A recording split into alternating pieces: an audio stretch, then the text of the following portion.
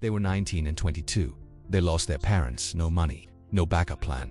10 years later, they owned a $10 million company, and nobody saw it coming.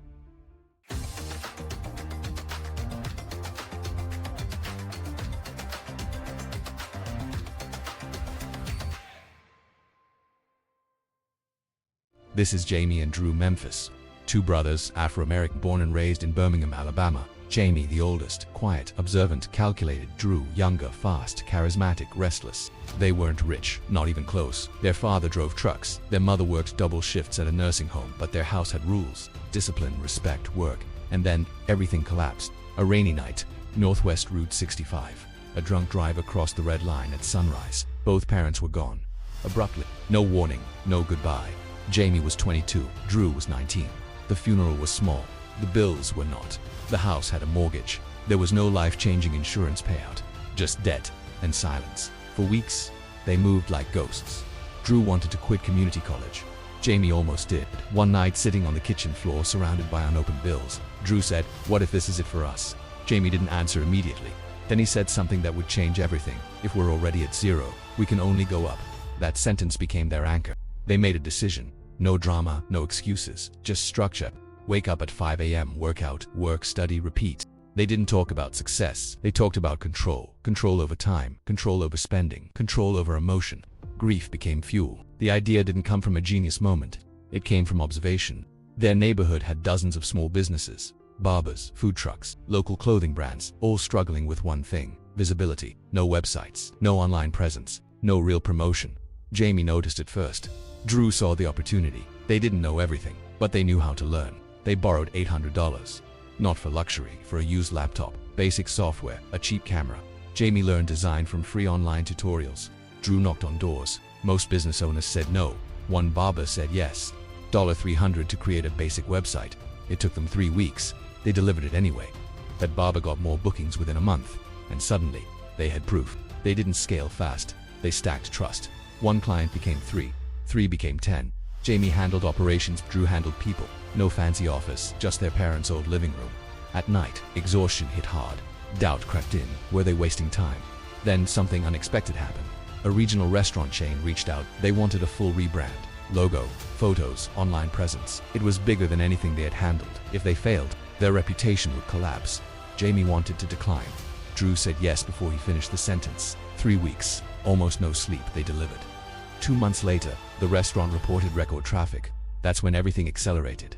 Success didn't break them, opportunity did. An investor approached them, offered fast expansion, big money, national scale, but with conditions: they would lose control. Jamie hesitated. Drew was tempted. It would have made them look successful overnight. Instead, they walked away. People thought they were crazy, but they weren't building fast money. They were building ownership. 5 years later, that decision changed the trajectory of their business forever. Rejecting the big check felt like jumping out of a plane without a parachute. But Jamie and Drew believed in their vision. They had to be smarter, faster, and more creative than ever before. Their first move, they went back to their roots, doubling down on the community that supported them from day one. They launched a grassroots marketing campaign, turning their most loyal customers into brand ambassadors.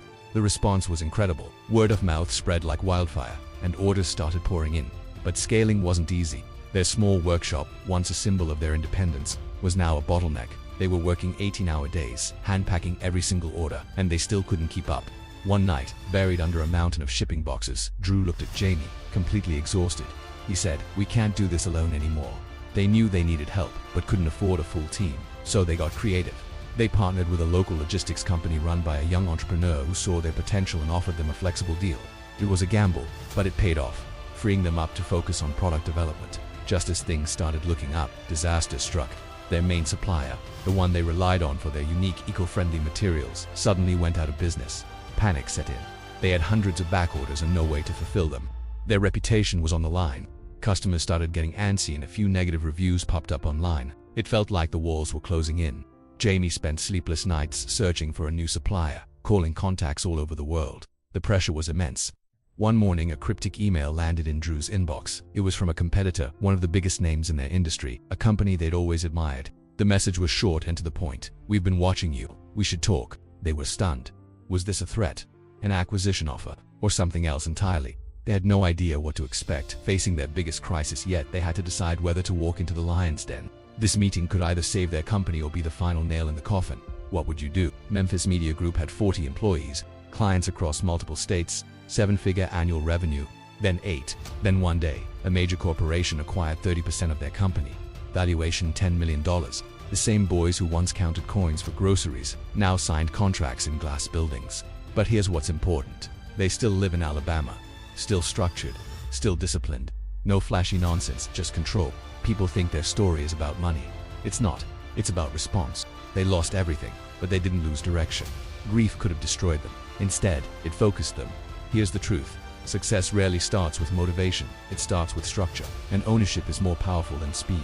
If you were in their position, at what moment would you have quit? After the funeral? After the first rejection?